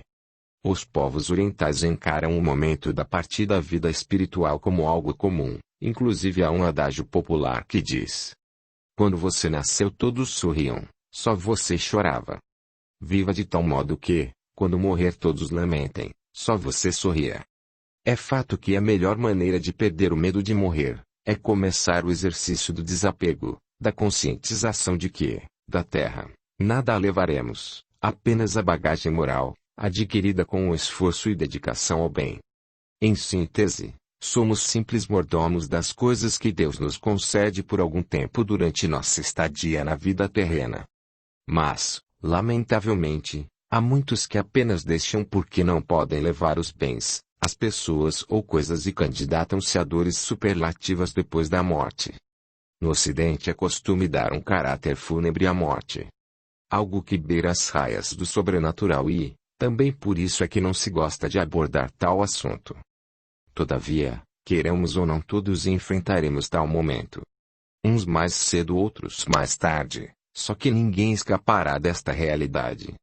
Agora, já que não há como fugir, por que não adquirirmos alguma compreensão a respeito do tema, enquanto é tempo, ou seja, enquanto estamos por aqui? O medo da morte está sempre ligado ao temor do desconhecido, a algo que não se tem ideia de como é o momento fatal, nem o lugar que chegaremos do outro lado da vida. Então por que não buscarmos nos informar a respeito, assim como um viajante que vai a um país desconhecido e se interessa em saber como é o lugar, como são os costumes, as pessoas, qual a língua que se fala para aprender sobre ela, etc. Não podemos fazer como o avestruz. Enfiar a cabeça na terra e pensar que está salvo. Daquele momento ninguém fugirá. Então, é melhor estar preparado.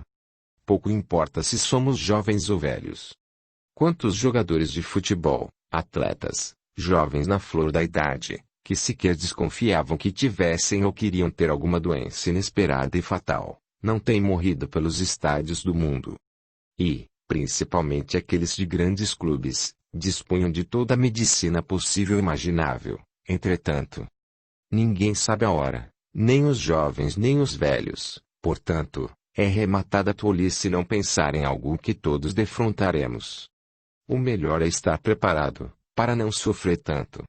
O tema é indigesto, porém, não dá para sair pela tangente.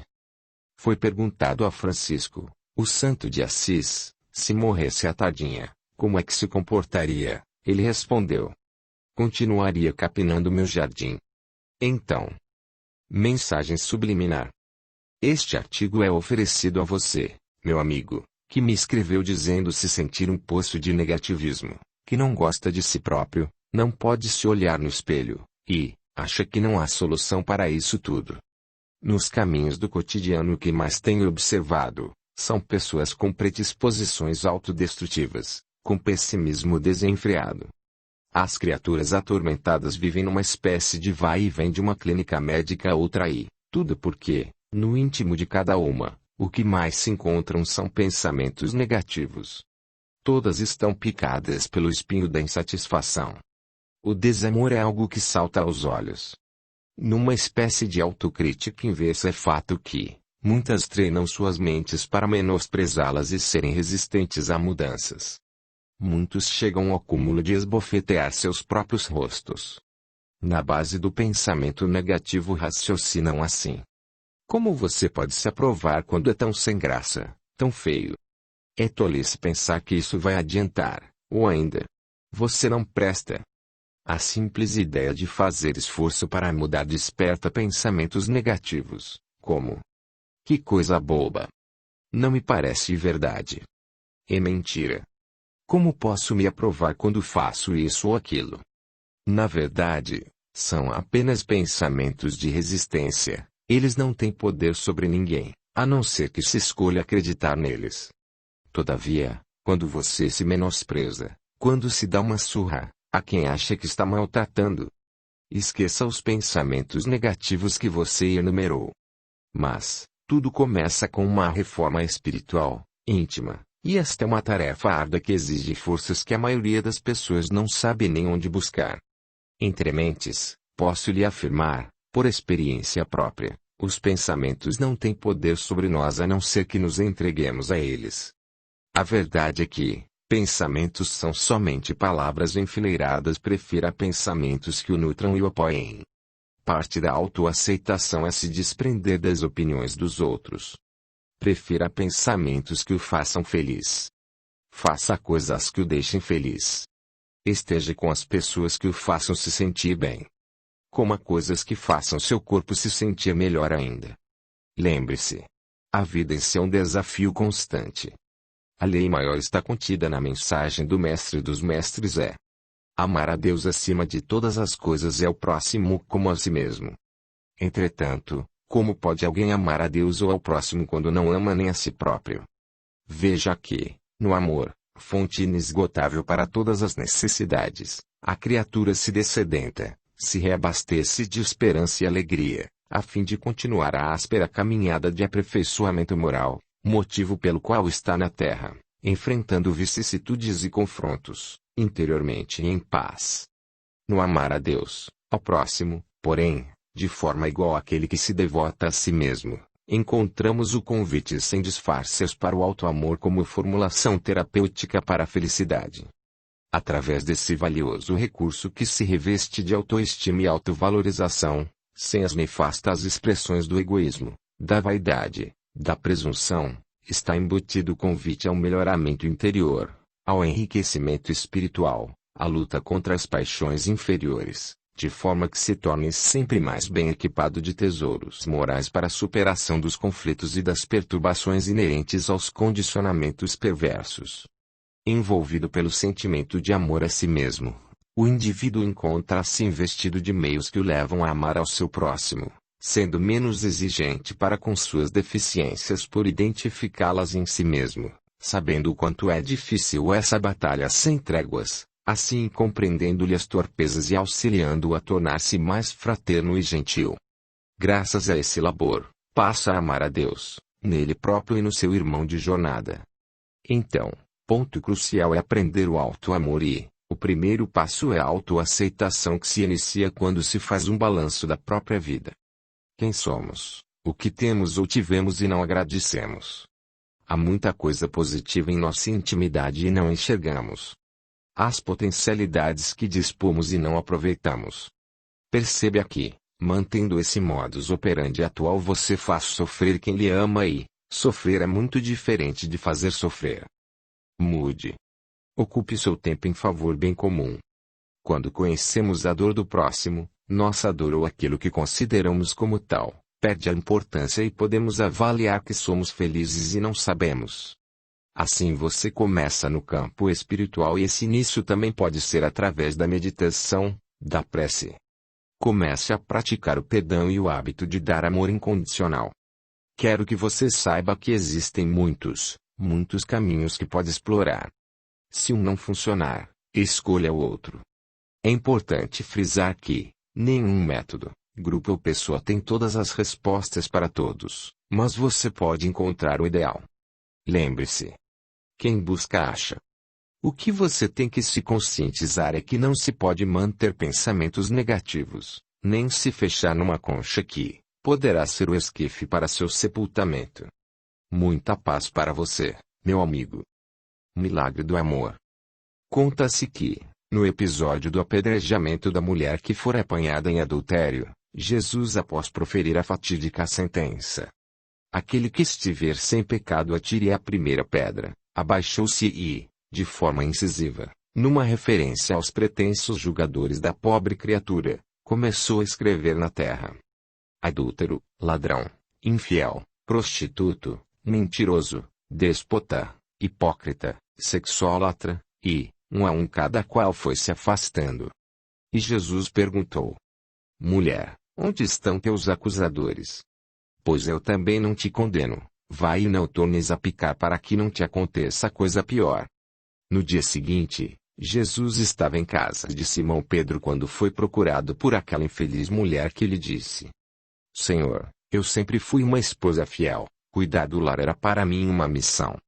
Porém, meu marido, homem volúvel, um tirano doméstico, ao qual, apesar de tudo, sempre votei o melhor sentimento de carinho e amor, de repente passou a ausentar-se do lar por dias e dias que seguidos, permanecendo em companhia de prostitutas e de amigos devassos, me relegando ao mais completo abandono e carência afetiva.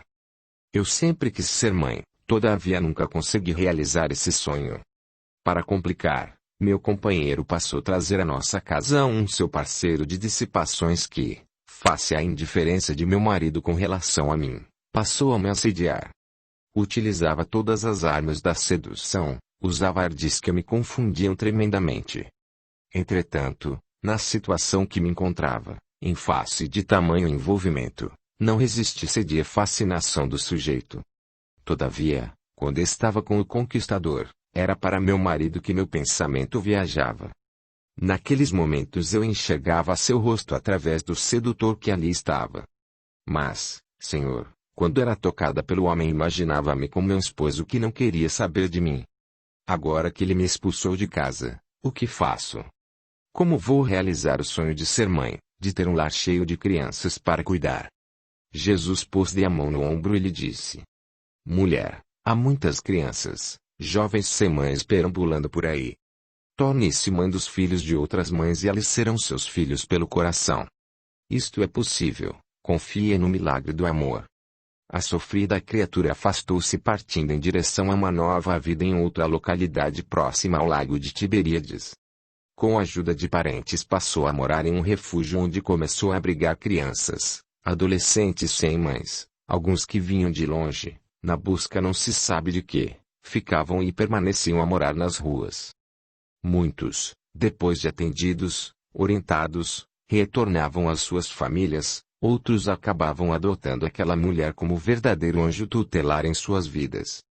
O tempo passou e, 2 anos depois, certo dia, ela viu aproximar-se da casa um mendigo claudicante, chagado, maltrapilho, um autêntico farrapo humano.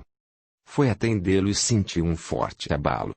Era seu ex-marido que ali estava, leproso, escorraçado, abandonado à própria sorte e prestes a desferir o último suspiro no mundo terreno. Atendeu-o, deu-lhe abrigo, agasalho, um leito onde pudesse descansar da longa caminhada. Assim, dias depois, recebendo o carinho daquela que lhe desprezara, partiu a outra vida, sentindo na alma o calor do carinho da mulher que nunca o esquecera. Assim é o milagre do amor. Por isso, nunca condenes, não apedrejes, não escorraces a ninguém, pois, não se sabe do dia de amanhã. Moços e velhos. Dia desses, presenciei uma discussão onde alguns jovens hostilizavam uma pessoa com mais idade e assim falavam com ares de empáfia. Somos jovens. Renovaremos o mundo. Sentiam-se fortes e bem dispostos. Respiravam a longos hausts e supunham-se os únicos, os salvadores do mundo. Questionavam acerca de suas possibilidades, apresentavam as suas vantagens, debatiam seus projetos. E se referiam aos mais velhos com certo desdém, quase perguntando: que podem realizar os mais velhos, aqueles que já passaram da meia-idade? À distância, eu observava a cena que não me saia da memória. Fiquei pensando no que ouvira, todavia, como isso não era novidade, lembrei-me que ouvi alguém narrar a Lures algo mais ou menos assim. O discípulo, de meia-idade, procurou o mestre para falar a respeito das fútricas havidas entre moços e mais velhos, e expôs seus receios e vacilações, dizendo estar desalentado diante das afirmações dos moços, e que não se via em condições de executar sua tarefa, em razão de sua idade, bem como não se sentia com a mesma fortaleza dos mais jovens. O mestre esperou que ele falasse e disse: poderíamos acaso perguntar a idade do Criador Supremo? Se fôssemos contar o tempo, na ampulheta das inquietações humanas, quem seria o mais velho de todos nós? A vida, na sua expressão terrestre, é como uma árvore grandiosa. A infância é a sua ramagem verdejante. A mocidade se constitui de suas flores perfumadas e formosas. A velhice é o fruto da experiência e da sabedoria. Há ramagens que morrem depois do primeiro beijo do sol, e flores que caem ao primeiro sopro da primavera. O fruto, porém, é sempre uma bênção do Todo-Poderoso. A ramagem é uma esperança, a flor uma promessa, o fruto é realização. Só ele contém o doce mistério da vida, cuja fonte se perde no infinito da divindade. O discípulo redarguiu. A verdade, mestre, é que me sinto depauperado e envelhecido, temendo não resistir aos esforços a que se obriga a minha alma, no trabalho da semeadura do bem. O mestre indaga. Escuta, diz com serenidade enérgica, achas que os moços de amanhã poderão fazer alguma coisa sem os trabalhos dos que agora estão envelhecendo? Poderia a árvore viver sem a raiz, a alma sem Deus? Lembra-te da tua parte de esforço e não te preocupes com a obra que pertence ao Todo-Poderoso. Sobretudo, não esqueças que a nossa tarefa, para a dignidade perfeita de nossas almas, deve ser intransferível. Teus jovens companheiros de discipulado também serão velhos. Não te magoe a palestra dos jovens da terra. A flor, no mundo, pode ser o princípio do fruto, mas pode também enfeitar o cortejo das ilusões. Quando te cerque o burburinho da mocidade, ama os jovens que revelem trabalho e reflexão. Entretanto, não deixes de sorrir. Igualmente, para os levianos inconstantes, são crianças que pedem cuidado, abelhas que ainda não sabem fazer o mel. Perdoa-lhes os entusiasmos sem rumo, como se devem esquecer os impulsos de um menino na inconsciência dos seus primeiros dias de vida. É preciso esclarecê-los e não pense que outro possa fazer no conjunto da obra do universo, o esforço que te compete. Agora vos compreendo, mestre. Afirma o discípulo, respirando mais aliviado. O mestre respondeu. Nunca te esqueças, ser moço ou velho, no mundo, não interessa. Antes de tudo é preciso ser de Deus. De contínuo, o jovem confia na energia física, o mais velho se estriba na experiência, entretanto, necessário se faz entender que o ideal é a união de ambas, pois, uma sem a outra. Não desista nunca. Conversei, dias desses, com um conhecido que estava bastante desanimado da vida e se dizia cansado de repetir insucessos e, por isso, se sentia um fracassado que não mais tinha vontade de continuar vivendo. À ocasião, falei-lhe que nunca devemos dizer sou um fracassado e sim, fracassei, o que significa que podemos tentar de novo. Lembrei-lhe os exemplos de pessoas notáveis que se destacaram por nunca desistir e sempre tentaram de novo. Um deles, Abraham Lincoln, ilustre presidente dos Estados Unidos, foi uma das pessoas que mais fracassos colecionou na vida até chegar ao sucesso e se destacar. Lincoln perdeu as eleições que tentou, e foram inúmeras, até ser eleito presidente em 1860. Mas não foi só na carreira política que acumulou fracassos. Na vida pessoal colecionou insucessos e decepções, as mais variadas. Fosse uma pessoa sem obstinação à busca do sucesso, teria desistido muito cedo e perdido a chance de se tornar um dos homens mais ilustres da história americana. Outro que foi um dos grandes exemplos de persistência chamava-se Thomas Edison. Graças a ele, uma série de inventos seus tornaram mais fácil a vida na Terra. Patenteou mais de 1000 invenções. Ouvimos música nos dias de hoje e nem nos damos conta dos esforços que ele fez para inventar o fonógrafo e tantas outras coisas mais.